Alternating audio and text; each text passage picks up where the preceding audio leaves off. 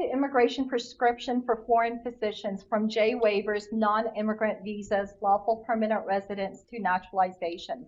My name is Huynh, and I'm an immigration attorney with the Fredrikson Healthcare Immigration Solutions team. Joining me today will also be Matthew Webster and Kayla Hoel from our immigration team. We will provide you with an overview of the immigration journey for foreign physicians from J-1 status to obtaining lawful permanent resident and then obtaining naturalization. Matthew will provide you with an overview of the visa waivers available for the J-1 two-year home residency requirement. Kayla will then share with you work authorization visa options available to foreign physicians once they've obtained the waiver. And I will then discuss with you the green card options available to foreign physicians. Matthew will now join me to discuss with you the J waiver visa options available. Hi, my name is Matthew Webster. So why are we talking about waivers today? International medical graduates who come to the United States on a J-1 clinical program are subject to what's called a two-year home residence obligation. That means that once you as a physician finish your J-1 clinical program in the United States, you either need to return to your home country for a period of 2 years or receive a waiver of that obligation. Without fulfilling the two-year home residence obligation or receiving a waiver, the physician is ineligible for H-1B visa, which is the most common non-immigrant employment status in the United States, or also the physician is also ineligible to apply for permanent residence. Physicians are eligible for several different types of waivers. This includes the persecution waiver, the hardship waiver, and what's called an interested government agency waiver. Physicians are ineligible for what's called a no objection or release waiver from their home country. Under the persecution waiver, a physician is eligible for that waiver if they can establish that they would suffer persecution if they return to their home country based on their race, religion, or political opinion. It's quite similar to the asylum process. A physician is eligible for a hardship waiver if that physician's U.S. citizen spouse or child would suffer exceptional hardship if the physician were required to return to his or her home country. Under the interested government agency waiver, a physician is required to commit to serving 3 years of employment with that employer at a specific work site in order to fulfill the waiver obligation. The physician also must agree to begin work with that employer within 90 days of the waiver issuance. There are several different types of interested government agencies that can serve as a waiver for a J-1 physician. Those include state, regional commissions, and the federal agencies. Under the state program called the Conrad 30 program, each individual state is allocated up to 30 waiver slots to sponsor J-1 clinical physicians each fiscal year. That fiscal year resets every October 1st, although some states allow physicians to apply earlier than that. For the Conrad 30 program, physicians must commit to serve in a health professional shortage area, or HPSA, for that state, although each state is allocated up to 10 of its 30 waiver slots for what are called flex waivers. Flex waivers are where a physician is going to be working in an area which is not designated as a HPSA, or health professional shortage area, but that physician is still going to be serving the needs of that state's indigent and medically underserved population, as evidenced by Medicaid and Medicare numbers. The Conrad 30 program is wildly popular and is extremely well known in the healthcare community, but its main limitation is that it's limited to only 30 waivers each fiscal year. The Conrad 30 program is eligible for both primary care and specialists. In the regional commissions, both primary care physicians and specialists are able to apply. There's no specific waiver season because regional commissions aren't limited to 30 waivers. Regional commissions such as the Appalachian Regional Commission, the Delta Regional Authority, and the newly created Southeast Crescent Regional Commission have authority to approve unlimited amounts of waivers for physicians that meet those specific criteria. Included in those criteria are that the physicians are committing, again, to a 3-year service requirement within the geographic confines of that specific regional commission. Finally, and probably most importantly, are the federal programs. There are the VA, which can serve as an interested government agency sponsor, and the Department of Health and Human Services. HHS, or the Department of Health and Human Services, can sponsor both clinical and research waivers. Research waivers are available for physicians that will be conducting important research in the United States, and those can take several years to be approved. The clinical HHS waivers offer great opportunities for primary care physicians who will be working in work sites with a HPSA score of at least 7 or higher, and who will begin working within 12 months of becoming board certified or board eligible. The HHS waiver, much like the regional commissions, are unlimited, and so the Department of Health and Human Services can sponsor as many as apply and are meritorious, but again, they are limited for primary care physicians. After an individual receives that waiver, which normally takes between 20 and 24 weeks to receive, that individual then would be eligible to apply for H-1B status. I'll now turn it over to Kayla to speak about the non-immigrant options available for international medical graduate physicians. Hello, my name is Kayla Hoel, and I'm an immigration attorney at Fredrikson and Byron with our Healthcare Immigration Solutions team. Matthew has just given you an overview of the J-1 waiver options, which international medical graduates are eligible for, and which can be used to overcome the 2-year home residency requirement facing those who have been in J-1 status. As Matthew mentioned, once an individual has received a waiver, they are then eligible for H-1B status, which is by far the most common work authorization visa in the United States. An individual who has received an H-1B visa waiver as part of an interested government agency is able to be cap exempt on their own, meaning that they can serve at an institution that otherwise would be subject to the annual H-1B cap. However, if an individual has received a persecution waiver or a hardship waiver, those individuals are not inherently cap exempt, and so you must find an institution that is itself cap exempt, meaning most commonly that they are affiliated with an institution of higher education and that they are a nonprofit. So it's important to understand not only the waiver and the waiver obligations, but the impact on your H-1B status once you receive that waiver. Now, individuals do not always receive a waiver of their J-1 2-year home residency requirement. And in those instances, there are other non-immigrant visas available in certain circumstances. The most common option for individuals who do not receive a J-1 waiver is called the O-1 visa. This is a non-immigrant visa for individuals of extraordinary ability. For physicians, we typically see this visa available for physicians who have a large amount of research or very strong research portfolio. And this is due to the nature of the legal requirements for the O-1 waiver, or for the O-1 visa. We look at whether the individual has published, the scope of their research, whether they are working as a reviewer for journals, whether there have been publications in media about their work, among other categories.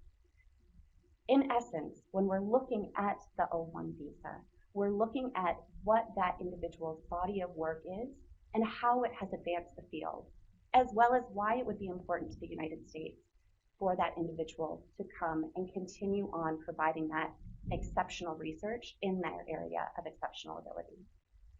Aside from the O-1 visa, we also have individuals from Canada or Mexico who would be eligible for a TN visa, as long as they were coming to the United States only to participate in teaching or research.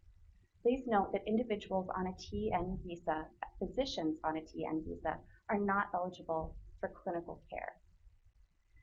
Canadians are also happily able to have another workaround, and that is because Canadians do not require a visa to enter the United States, and so they can come into the United States as an H-1B status without a visa. Again, those individuals who are Canadian on H-1B status would not themselves be cap exempt and would need to go to a cap exempt entity. If an individual is from Australia, they would also be eligible for an E3 visa, which is very similar to an H-1B visa. Now, these are all visas where the individual must have an employer sponsoring them on their behalf. But there are also some options for individuals who are looking to self-petition if they don't have an employer sponsoring them.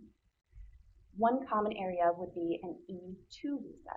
This would be individuals who are looking to invest in a U.S. business. This could either be as part of their physician practice, if they were looking at a medical technology investment, or it could be on the side, and this would then need to be tied to their work as a physician in the United States. If an individual is from a certain, and I also should mention that individuals in E2 status must have a specific treaty with the United States. So not all individuals are eligible for an E2 visa. There's also temporary protected status. This is for individuals from certain countries that the U.S. government has designated as undergoing extreme hardship, either due to natural disaster, war, or civil unrest. These countries are designated after that period of discord, and the individual would be eligible to go on temporary protected status, or TPS, which itself provides work authorization upon application. Lastly, individuals who are facing fear in their home country could also apply for asylum, which also provides for work authorization. If an individual is looking at asylum, they would need to show that they have a well-founded fear of persecution based on one of 5 enumerated grounds. Now, aside from these self-petition options, there are a few other strategies that one might consider if you did not receive a J-1 waiver. This would be continuing on your studies as an F1 student, whereby you'd be sponsored by an academic institution for ongoing F1 status as part of a degree program, such as continuing on as a PhD student or seeking a master's degree in a different area. You could also look at whether you are eligible for an extension of your J-1 status, either in the same program or to continue on in a different fellowship or subspecialization. Lastly, if an individual has a spouse that is in the United States in some type of non-immigrant status, you could look at whether you could be a dependent beneficiary of your spouse's status. Now, this is simply a high-level overview, and we do recommend that you talk with an immigration practitioner regarding these strategies, as it's extremely case-dependent. And so, while these are strategies you can pursue, we recommend that you talk through your specific circumstances, as well as your short and long-term goals, with a seasoned immigration practitioner. Now, to talk about some of those long-term goals, I'm going to turn it back over to Huynh, who will talk about long-term immigrant visa strategies and ultimately naturalization. Thank you. The non-immigrant visa options that Kayla shared with you only provide foreign national physicians with limited time in the U.S. to work in the United States. In order to seek long-term solutions to remain in the United States, foreign physicians have a few options that they can consider along with their employers. The 3 primary options that foreign physicians consider for lawful permanent resident status are the Perm Labor Certification, the Physician National Interest Waiver, or under the EB1 category for individuals of extraordinary ability or outstanding professors and researchers. I'm going to start out with that last category because we find that that only really impacts a small amount of physicians. Physicians who are individuals of extraordinary ability, physicians of extraordinary ability, or they are working within an academic institution where they're conducting research.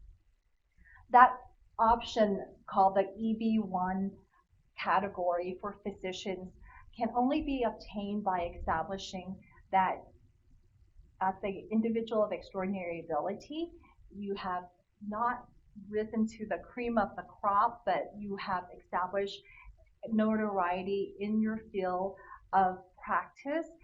It can be established by submitting evidence documentation of awards, being a member of a highly recognized organization or society, conducting peer review of articles, and also providing documentation of the articles that you've written. I've only shared a few examples of the type of evidence that is allowed for individuals of extraordinary ability. For outstanding researchers or professors, you would have to also submit very similar documentation and also establish that you are part of an organization that has at least outstanding researchers or professors performing similar activities. So that is one category in which a physician can obtain lawful permanent resident status in the United States. Another category is the physician national interest waiver. That category is available for physicians who have committed to working for at least 5 years in a medically underserved area, whether it's a HPSA designation, which is Health Professional Shortage Area, or a medically underserved area, medically underserved population area. A physician must commit to working 5 years in that work site that is considered a medically underserved area. The beauty of that option, the physician national interest waiver, is that if a visa number is available, the foreign physician can apply for lawful permanent resident status at the same time that the employer files the I-140 immigrant petition to classify that physician in the category of a national interest waiver physician. The last category that I want to share with you is the perm labor certification. And the perm labor certification avenue is really the most popular avenue that employers use to sponsor foreign national employees, including physicians. Many physicians like this option because once they complete their 3-year obligation under the visa waiver program or the J-1 waiver program, they then can apply for lawful permanent resident status. Under the perm labor certification process, an employer would need to establish that there are no qualified, willing, able U.S. worker to fill the position that the physician is currently filling. If a visa number is available and the physician has completed the 3-year obligation under the J waiver, then the foreign national physician can then apply for lawful permanent resident status. And that is why it is a popular option for those physicians who don't want to wait for that 5-year obligation that is required for the physician national interest waiver. Now, for physicians from certain countries such as India or China, where there is a visa backlog, the physician national interest waiver may be the better option. And the reason for that is once you obtain an approved physician national interest waiver, if you move to another employer and have not finished the 5-year obligation, that is still approvable, or you can still apply for your lawful permanent resident status even though you are with a new employer. If you have obtained an approved physician national interest waiver, the physician owns it, even if the physician moves to a new employer once the physician has completed the 5-year obligation. Even if the physician hasn't completed the 5-year obligation, the physician can complete the remainder of the 5-year obligation under the physician national interest waiver with the new employer if that new employer is also in a medically underserved area. So I've gone through with you an overview of some options that are available for physicians to obtain lawful permanent resident status in the U.S. There are other options such as asylum or sponsorship by a naturalized spouse or a U.S. citizen spouse. So those are family-based options that I just mentioned that foreign physicians may also pursue. The key to remember is this: the physician has to complete the 3-year obligation if they're in non-immigrant visa status pursuant to a J-1 waiver program. Then the next step after you obtain lawful permanent resident is the naturalization stage, where the foreign physician can then obtain U.S. citizen status. In order to do that, you have to be a lawful permanent resident in lawful permanent resident status for at least 5 years unless you are married to a United States citizen spouse. You only have to be in lawful permanent resident status for 3 years in those circumstances. You also have to establish that you're a person of good moral character and you've maintained continuous physical residence in the U.S. for the period of time that's required to establish your lawful permanent resident status. Thank you so much for joining us today. I know that we've given you a lot of information. If you wish to obtain more information regarding immigration solutions for physicians and their employers, please visit our website at www.fredlaw.com and go straight to our immigration page, and there will be a lot of resources for you in addition to immigration solutions for physicians and their employers.